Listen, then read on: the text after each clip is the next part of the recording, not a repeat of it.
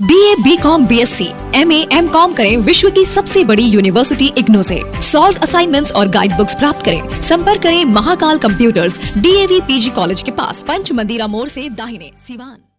निकोरिया मासिक अनियमितताएं, बच्चेदानी में गांठ, बच्चेदानी बाहर निकालना और डिलीवरी से जुड़ी हर समस्याओं के लिए आज ही आए डॉक्टर वंदना कुमारी के पास।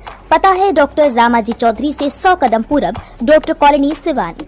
अधिक जानकारी के लिए नीचे दिए गए नंबर पर कॉल करें। गोपालगंज और मोकामा में 2 सीटों पर हुए मतदान के बाद अब सभी लोगों की निगाहें 6 नवंबर को होने वाले वोटों की गिनती पर टिकी है। अब इंतजार है 6 नवंबर को जब नतीजे आएंगे, लेकिन उससे पहले मतदान की प्रक्रिया समाप्त होते ही लोगों ने चाय की दुकानों पर चुस्की लेते हुए अपने अपने चहेते उम्मीदवारों की जीत का गणित समझाना शुरू कर दिया है। लेकिन जिस तरह से गोपालगंज और मोकामा के सीटों पर कल चुनाव हुए हैं, उसके अनुसार वहाँ का माहौल क्या लगता है, इस पर बात करते हुए हम आपको बताएंगे कि पड़ला किसका भारी नजर आ रहा है। लेकिन उससे पहले ये जान लीजिए कि गोपालगंज और मोकामा विधानसभा सीटों पर उपचुनाव में मतदान के प्रति मतदाताओं में वह उत्साह नजर नहीं आया जिसकी उम्मीद की जा रही थी। इन दोनों क्षेत्रों में पिछले चुनाव की तुलना में भी कम वोट पड़े, जबकि दोनों गठबंधनों ने एड़ी चोटी का पसीना बहाया था। जहां बीजेपी ने अपने 40 स्टार प्रचारक उतार रखे, तो वहीं महागठबंधन के नेताओं ने भी किसी तरह की कसर नहीं छोड़ी थी। मतदान के रुझानों से दोनों सीटों पर महागठबंधन और एनडीए के बीच सीधा और करीब का मुकाबला माना जा रहा है। हालांकि राजनीतिक जानकारों का मानना है कि उपचुनाव में कम वोटिंग प्रतिशत पूर्व स्थिति को दर्शाता है, यानी कि ना बीजेपी को कोई फायदा होगा और ना ही आरजेडी का कोई नुकसान होने वाला है।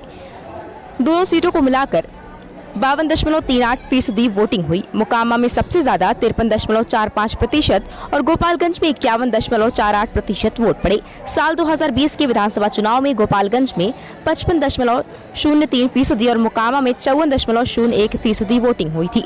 2014 के विधानसभा चुनाव में गोपालगंज में 56.68% और मोकामा में 56.96% मतदान हुआ था। लेकिन बात मोकामा और गोपालगंज में कहां कौन मजबूत नजर आ रहा है, तो इस मायने में जहां राजद मोकामा में मजबूत नजर आ रही है, तो वहीं गोपालगंज सीट पर राजद की स्थिति उतनी सही नहीं है।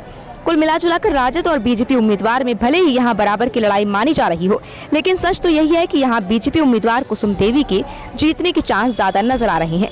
गोपालगंज में बीजेपी इसलिए मजबूत नहीं है, यहाँ बीजेपी ने अपने 40 स्टार प्रचारक उतारे थे, बल्कि बीजेपी उम्मीदवार इसलिए मजबूत नजर आ रही है क्योंकि यहाँ वोटों के बंटवारे का सीधा फायदा बीजेपी को मिला है। बीजेपी ने जहां पूर्व विधायक सुभाष सिंह की पत्नी कुसुम देवी को मैदान में उतारा था, तो वहीं दूसरी तरफ यहां राजद ने अपने उम्मीदवार मोहन प्रसाद गुप्ता को बनाया था।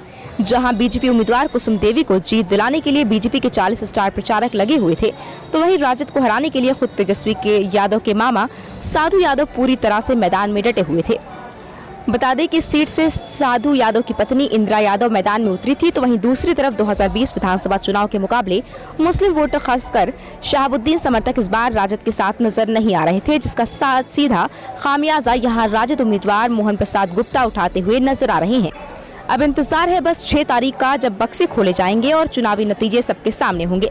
आपकी इस पूरी खबर पर क्या राय है, कमेंट बॉक्स में लिखकर जरूर बताएं। क्रेडिट कार्ड के साथ करें job oriented course, B Tech, polytechnic, hotel management सहित अन्य प्रोफेशनल कोर्स। एडमिशन के लिए आज ही संपर्क करें एनराज education and welfare trust, Andar Dhala overbridge के नीचे, सिवान।